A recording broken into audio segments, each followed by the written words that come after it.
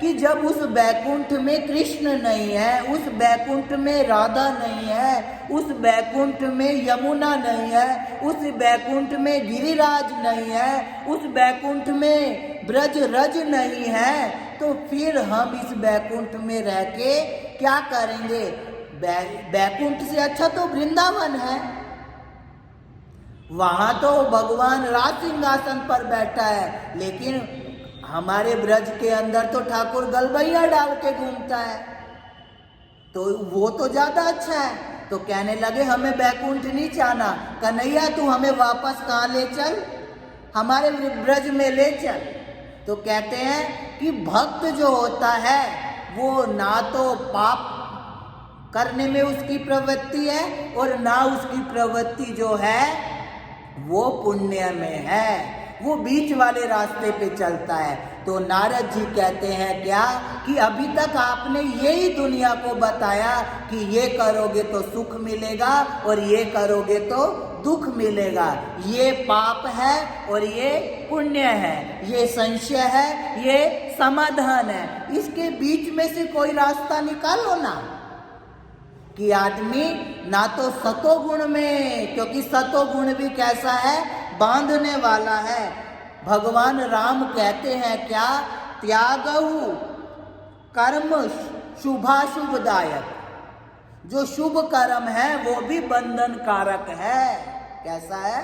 बंधन कारक। और वो हमें 84 लाख योनियों में भटकाता है।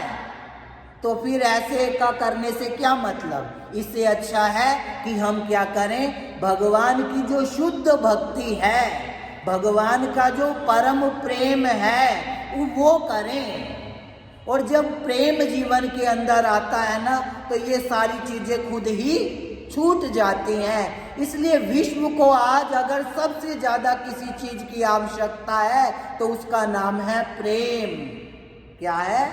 प्रेम। सभी बोलेंगे मेरे साथ, क्या?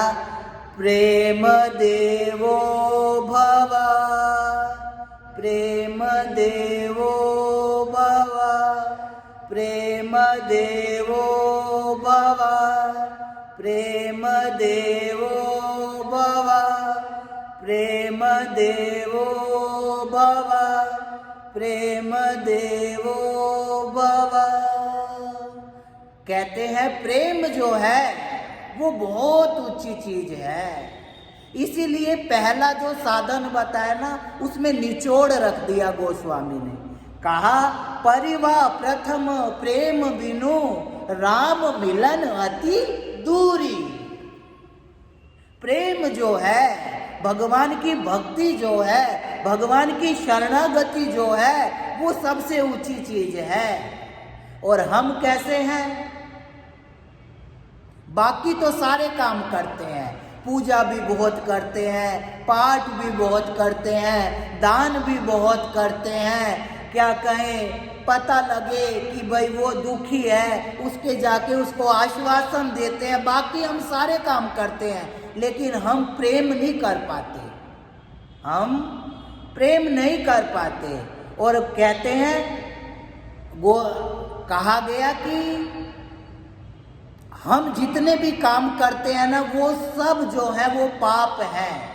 जो शुभ काम है वो भी पाप है, जो अशुभ काम है वो तो पाप है ही, सब पाप है। तो पुण्य, तो प्रेम क्या है? जितनी देर आपका मन अपने गुरु में और गोविंद में लगा हुआ है ना, उतनी देर ही आप जो है वो अच्छा काम है।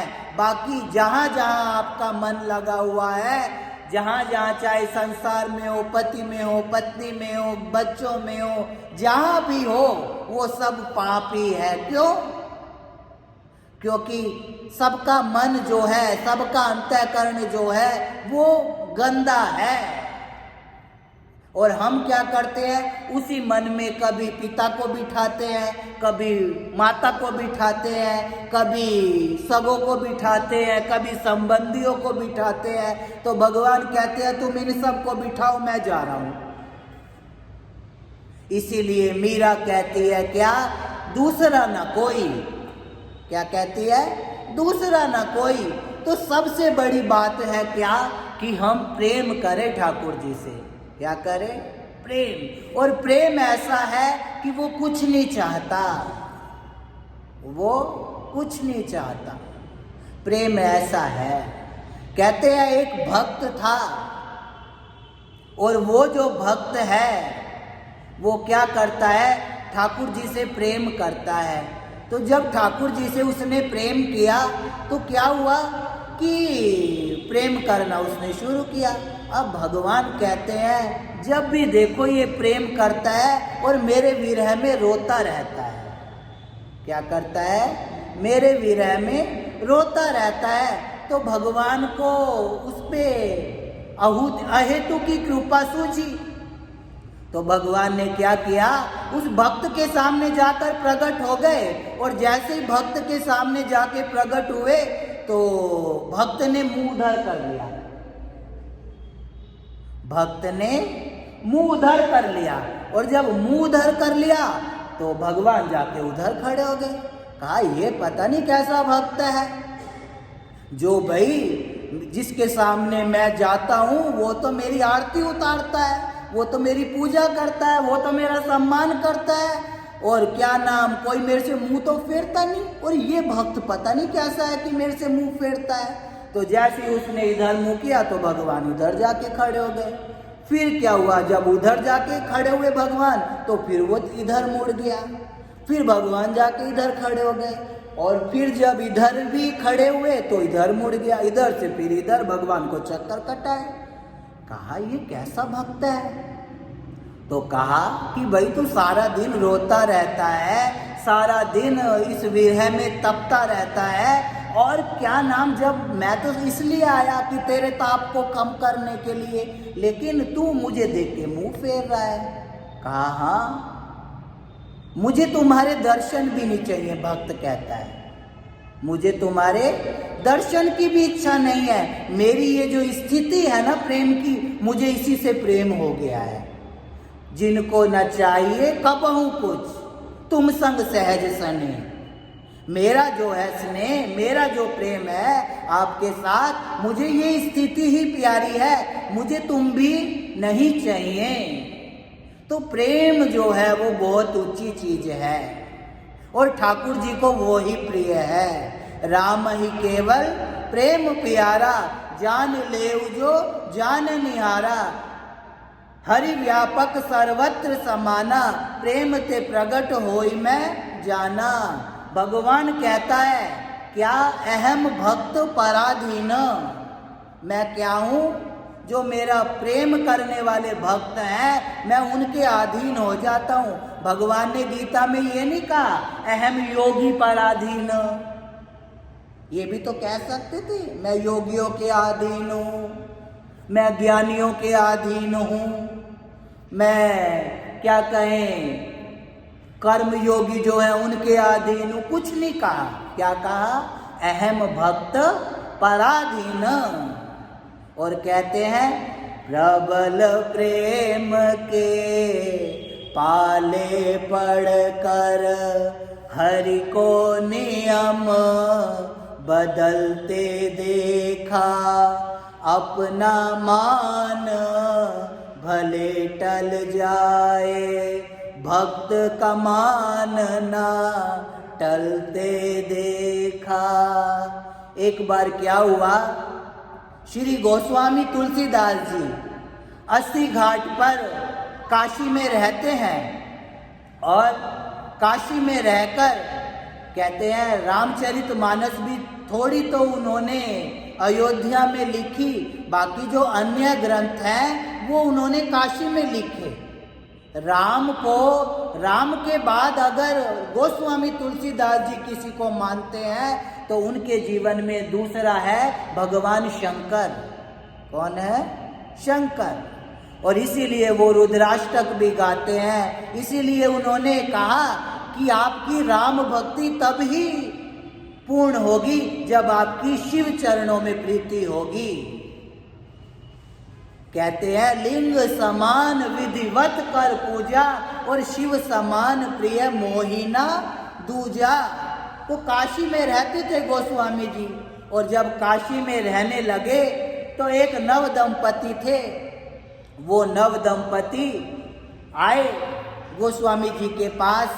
और जब गोस्वामी जी के पास आए, नई नई शादी हुई थी, तो कहने लगे, महात्मा के पास जाकर प्रणाम किया, जो पत्र पुष्प फल चढ़ाना था वो चढ़ाया। और कहने लगे क्या कि हमारी शादी हुई है और आप क्या करो, हमें आशीर्वाद दे दो कि हमारे घर में एक सुंदर सा या तो लाला आ जाए या हमारे घर के अंदर सुंदर सी लाली आ जाए, ऐसा आशीर्वाद दे दो। तो कहते हैं गोस्वामी तुलसीदास जी जो हैं वो कुछ बोले नहीं और भगवान राम से जाके पूछने लगे कि भाई ये जो नव दंपति हमारे यहाँ आए हैं, ये लाला और लाली मांग रहे हैं, क्या मैं इनको आशीर्वाद दे दूं, कह दूं? तथास्तु। तो भगवान राम जो हैं वो गोस्वामी तुलसीदास जी से बात किया करते थे। तो उनके लाला बोले रामभद्र कि भाई इनके भाग्य में तो 7 जन्म तक संतान नहीं है, इनके जन्म में तो 7 जन्म तक संतान नहीं होने वाली। तो कहा अच्छा। तो गोस्वामी जी जो हैं वो बाहर गए, उस नव दंपति को बोले क्या कि भगवान राम कह रहे हैं तुम्हारे यहाँ तो 7 जन्म तक संतान नहीं होने वाली।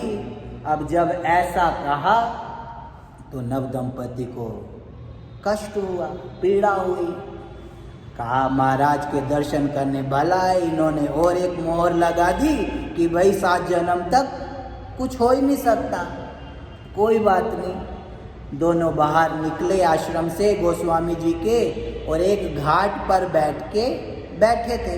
तो पहले जो लोग यात्रा करने जाते थे वो क्या करते थे, अभी भी करते हैं, कि वो अपने साथ में खाने पीने की रोटी सब्जी दाल चावल इत्यादि जो वस्तुएं हैं वो कहीं भी छकड़े में बैठ के जाते थे और साथ में लेके जाया करते थे।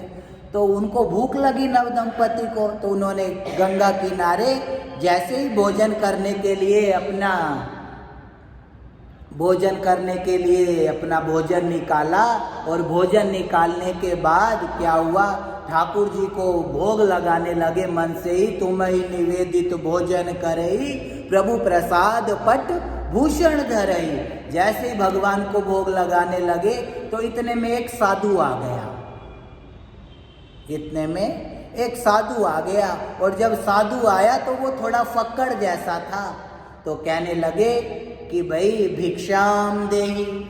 उन नव दंपतियों से कहा कि मुझे कुछ खाने के लिए दे दो, मुझे कुछ भूख लगी है तो आप कुछ दो। तो थे तो जब भगवान को भोग लगा के खा रहे हैं, तो उन्होंने कहा 2 रोटी और कहते हैं थोड़ी सी सब्जी रखकर उस महात्मा को दे दी। और वो महात्मा भी बैठकर भोजन पाने लगा और ये नव दंपति भी बैठकर भोजन करने लगे। अब जब महात्मा और नव दंपति भोजन करने लगे तो क्या हुआ, उन्होंने भी भोजन पाया और इसका भी भोजन जब पूरा हुआ तो महाराज ने कहा क्या कि तुमने मुझे रोटी खिलाई है, तो तुम मेरे से कुछ मांग लो। तो क्योंकि साधु जो किसी के घर की भिक्षा पाता है वो उसको बिना दिए चैन नहीं पड़ता, बिना दिए उसको जब तक उसका पूरा का पूरा उतार ना ले तब तक चैन नहीं पड़ता। वो जरूरी नहीं कि आपकी पैसे ही आपको दे। कहते हैं सनातन का दाना और बहुत सोच समझ के खाना। इसको खाना तो बड़ा आसान है लेकिन इसको पचाना बड़ा मुश्किल है। भीष्म पितामह जैसे लोग भी इस दाने को पचा नहीं पाए। तो साधु था, साधु वृत्ति थी, भोजन किया और भोजन करने के बाद कहा नव दंपति को कि आप कुछ मांग लो। तो उन्होंने कहा कि भाई हमारी नई शादी हुई है और आप ऐसा आशीर्वाद दे दो कि हमारे घर में या तो लाला आ जाए या फिर लाली आ जाए। तो साधु ने आशीर्वाद दिया क्या, पुत्रवान भव, आपके घर में पुत्र हो जाएगा। अब जैसे पुत्रवान भव का तो कहते हैं कि 9 महीने बाद भगवत कथा कहती है उनके घर में वह सुंदर सा लाला का जन्म हुआ। और जन्म जब हो गया तो कहते हैं फिर वही दंपति गोस्वामी तुलसीदास जी के पास आए। रास्ते में फिर गोस्वामी तुलसीदास जी आते थे, उनकी कुटिया आती थी। कहा वो महाराज पता नहीं मिले या ना मिले, जो रास्ते में है पहले उसी के दर्शन करा लो लाला को। और जब गोदी में लेके लाला को वो नवदंपति गोस्वामी तुलसीदास जी के पास आए और कहा आपकी कृपा से हमें हमारे घर में लाला हो गया। गोस्वामी जी का दिमाग गया कि राम जी तो कह रहे थे इनके घर में 7 जन्म तक बेटा नहीं है, और ये तो 9 महीने बाद ही देखो लाला लेके आ गए। अब अंदर गए गोस्वामी तुलसीदास जी और राम जी को उन्होंने सुनानी शुरू करी। और कहते हैं भक्त की जो है भगवान गाली भी खा लेता है, भक्त की गाली भी खा लेता है। पहले केश खिंचाया पछे भड़ायो चीर, और आया लाज गवाई के, आखिर जात तो अहीर है ना। अहीर क्या है? गाली तो है। कहा पहले केश खिंचाया। दुशासन जब द्रौपदी की इज्जत लूट रहा था तो पहले उसके केश पकड़े। मान लो किसी स्त्री के केश पकड़े जाएं तो उसको कितनी कष्ट होता होगा। तो कहते पहले केश खिंचाया और पछे भड़ायो चीर, फिर बाद में कहता है साड़ी ले लो, साड़ी ले लो, साड़ी ले लो, साड़ी ले लो। तो नरसिंह मेहता कहता है क्या पहले केश खिंचाया पछे भड़ायो चीर, और आया लाज गवाई के, आखिर जात तो अहीर है ना। दूध वाला है, दूध वाला कभी टाइम पे आता है? कभी नहीं आता। तुम्हारे यहाँ आता होगा, हमारे यहाँ तो नहीं आता।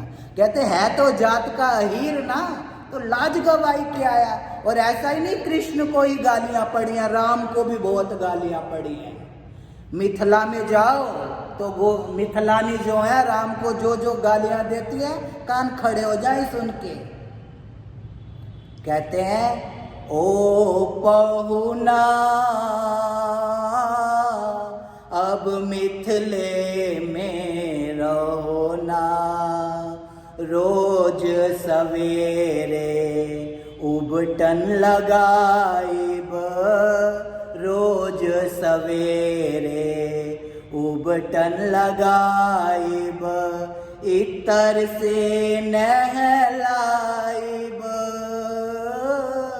1 महीने के भीतर हम, 1 महीने के भीतर हम, करिया से गोरा बनाइब, हे पहुना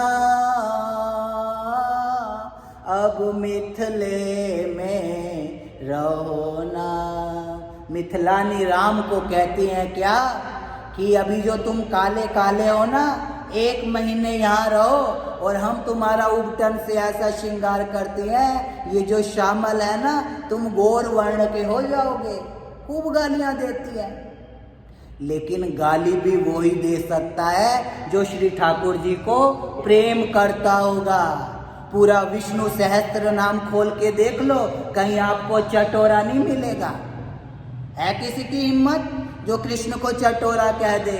लेकिन माता यशोदा जो है वो कृष्ण को चटोरा कहती है। क्यों? क्योंकि वो कृष्ण के साथ प्रेम करती है, इसलिए चटोरा कहती है। गोस्वामी तुलसीदास जी के जो है वो राम जी के पास गए और कहते तुमने तो कहा कि 7 जन्म तक बेटा नहीं है और इसको तो 9 महीने में ही बेटा हो गया। आप कैसी कैसी झूठ बोलते हो? वैसे रामो विग्रहवान धर्म साधु सत्य पराक्रम, आप तो सत्य का स्वरूप हो। ब्रह्मांड निकाया निर्मित माया रोम रोम प्रतिभेद कहे, ममूर्षोवासी यह उपहासी सुनत धीर मति थिर न रहे। कहा मैंने कहाँ झूठ बोला? भगवान बोलते हैं मैं झूठ बोलूं तो ब्रह्मांड इधर के उधर हो जाए, मैं कभी झूठ नहीं बोलता। कहा मतलब गोस्वामी जी ने कहा तुम झूठ नहीं बोलते, ये झूठ ही तो है, आपका झूठ तो पकड़ा जा रहा है कि आपने कहा 9 महीने तक संतान है, 7 जन्म तक संतान नहीं है, 9 महीने में ही लेके आ गए। तो फिर भगवान बोले कि मेरा जो विधान था ना, जो भगवान वाला विधान था, उसमें तो इसको 7 जन्म तक संतान नहीं थी, लेकिन जिस तरीके से उस साधु ने बाहर से ही कह दिया ना कि भाई पुत्रवान भव, इस तरीके से तुम भी गोस्वामी तुलसीदास जी कह देते तो फिर मुझे अपने विधान को पलटना पड़ता, आपकी बात को रखना पड़ता और नहीं होते हुए भी उसको संतान दे देता मैं। तो इसीलिए साधु कहते हैं क्या, सातव सम मोहि में संत, सातव सम मोहि में जग देखा। और भगवान कहते हैं मोह से संत अधिक करी लेखा।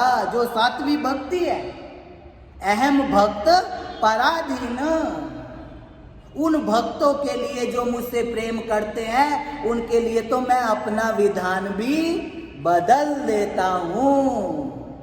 जिनके चरण कमल कमला के करतल से ना निकलते देखा, उनको ब्रज की कुंज गलिन में नंगे पांव चलते देखा। प्रबल प्रेम के पाले पड़कर हरि को नियम बदलते देखा। तो कहते हैं जो सत्व गुण है, जो रजो गुण है, जो तमो गुण है, वो बंधन कारक है। क्या है? बंधन कारक है। इसीलिए गोस्वामी जी कहते हैं क्या, तिज त्रिगण पर परम पुरुष श्री रमन मुकुंद, गुण स्वभाव त्यागे बिनु दुर्लभ परमानंद।